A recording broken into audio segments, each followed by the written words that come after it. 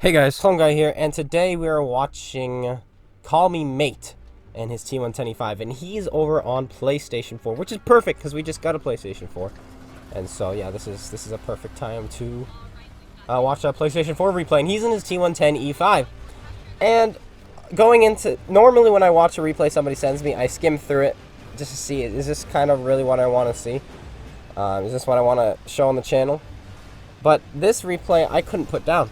I was watching it and I was laughing so hard. Oh, it's a funny video. It's a funny replay. And not because of what our hero does, but pretty much what the enemy does. It's pretty funny.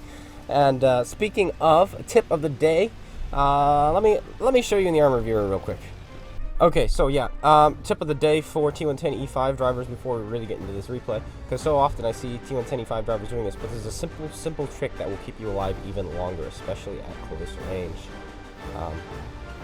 This is one of the hardest tanks in the game to penetrate at range, is the T110E5, because of how small its weak spots are and how troll they are.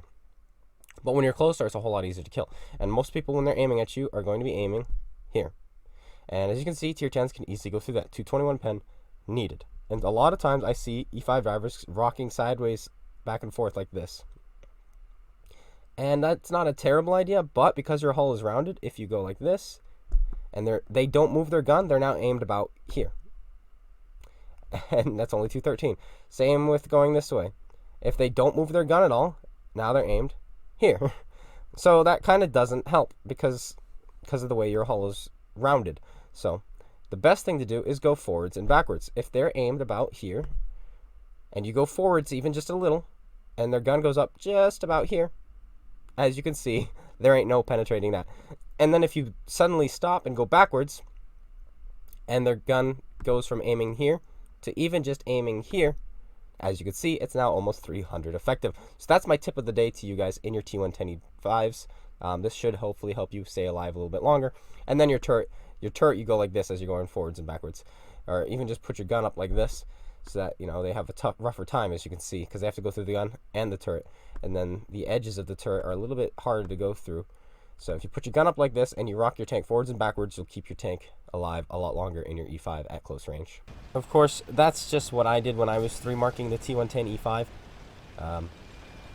What am I to say? I'm just I don't know. I could be wrong. Maybe it is better to rock sideways. But forwards and backwards just worked for me.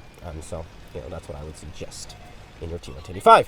But here we go. E5's taking this hill, and this hill is a very important position on Himmelsdorf as long as your team doesn't lose everywhere else.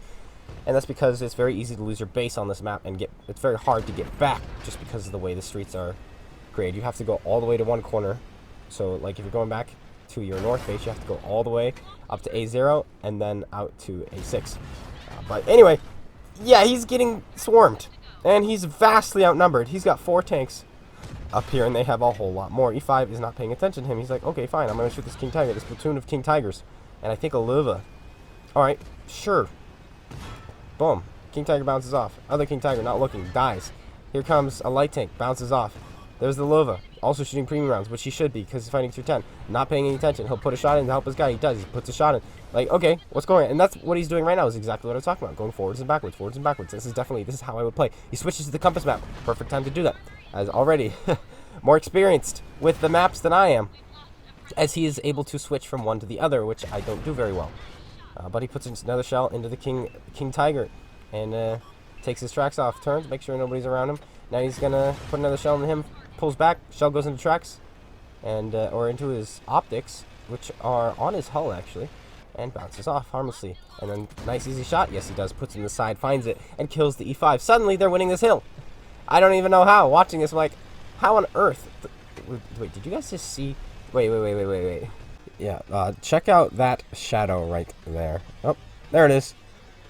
How strange is that? Okay, anyway, watching this, like, how on earth he's gonna win the hill? And he's winning the hill. Now he's got a T-54E1 in front of him. And what I would do, obviously, I'm not here, is I would have just driven at him. You know, like, he's shooting standard rounds out of that tank. He can't even go through my lower plate effectively. I probably would have just driven right at him, but he's not. He's going to play a little bit more safe. Though he does allow him to get a side shot in him, and there we go. Now he's driving at him. You can face hug him. It's perfectly fine. Go ahead. Go ahead. You're an E5. Just get right up there, put it into his turret ring just like that. Well done to you. There you go.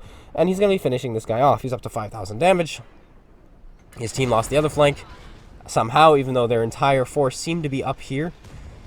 And his team only lost one tank up here. Out of their, what, 6 or 7 they had up here? And yet somehow they're losing. His team is. He's like, okay, fine. And he has come away with 5 of the kills from up here. He had the platoon of tier 8s, the T110E5, E75, T54E1, the T100LT, though the T100LT took off. And was there anyone else? I don't think so. I think that's it. But still, 7 tanks his 4 guys had to go up against, and they do, in fact, finish victoriously. Oops, I forgot something, guys. I'm supposed to have a PlayStation 4 match tonight with the Outcasts, but I'm not going to be able to do that tonight, and that's what I wanted to mention in this video, so here it is. We're going to have to maybe have it on Monday or Tuesday instead. But if you're interested in joining, you're on PlayStation 4, check the description and make sure you join the Outcast Discord and have some fun with us over there. But now it's 3 versus 6, which are slightly worse odds than 4 versus 7. So, how is he going to pull this one off? And plus, he does not have 1,200 or 2,200 health anymore. He's got 900, and one of them is a full health, a very scary full health object, 279E. Here comes a full health T10, aiming up a shot, boom, straight into the upper plate while it's angled towards him. Easy, no problem. And he goes in. It's not loaded dice event, as you can see, as he rolls for 354, and that's going to come into play later because of something that happens. It looks like he tries to auto-lock, but his gun doesn't quite auto-lock. Maybe it's a controller malfunction, and he fires. I do that sometimes, but I understand that play a whole lot. This guy gets to his side, and he fires a shell when the gun is on his screen, but of course there's a little bit of latency in this game, so it does not quite go in. And now he's got to turn for this light tank, puts a shell in, light tank's going to get to his side, and he does, and now he's a one-shot. He's got 200 health left. How is he going to win this with 200 health left? Here comes the T10, bounces off, and he's going to face hug him here, and that's probably the right play right now. This T10 is low profile, meaning it's going to be very difficult for him to find a shot into his hull, or sorry, into his cupola, and he's also got the BL9, which means he's never ever going to go through his hull, even with premium rounds. So face hugging him is in fact the right play here, though he's loaded his heat.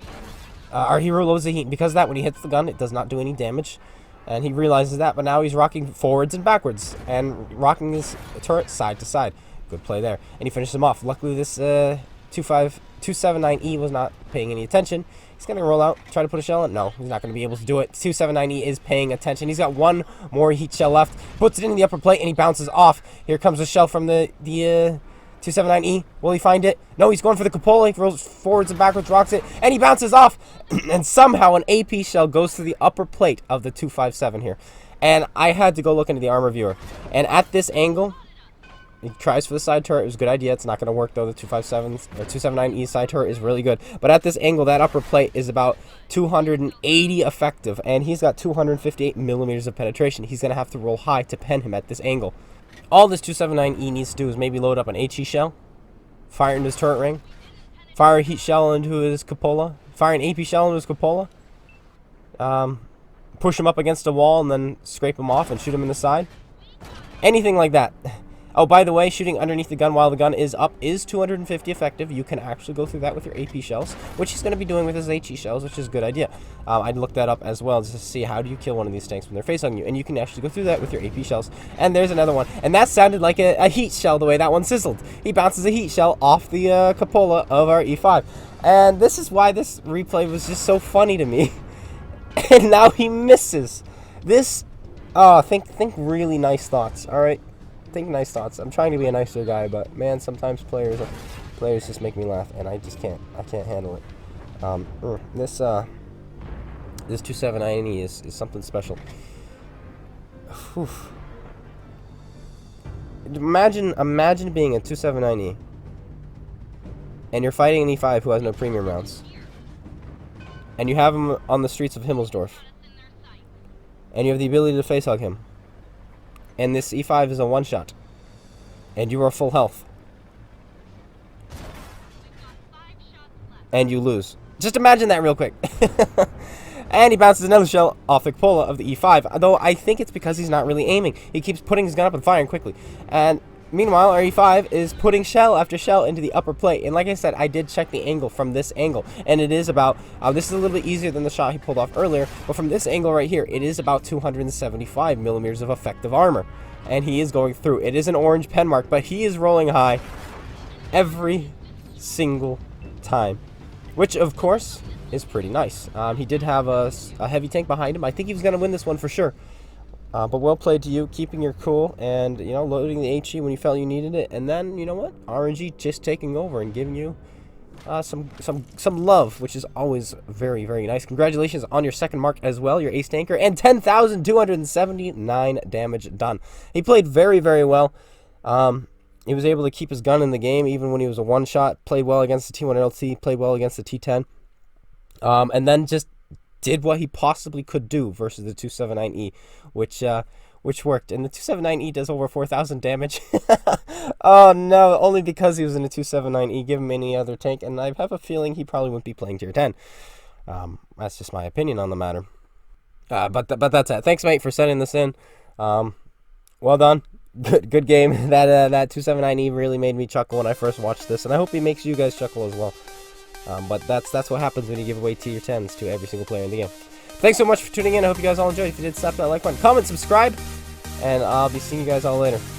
Take care, everyone, and peace out.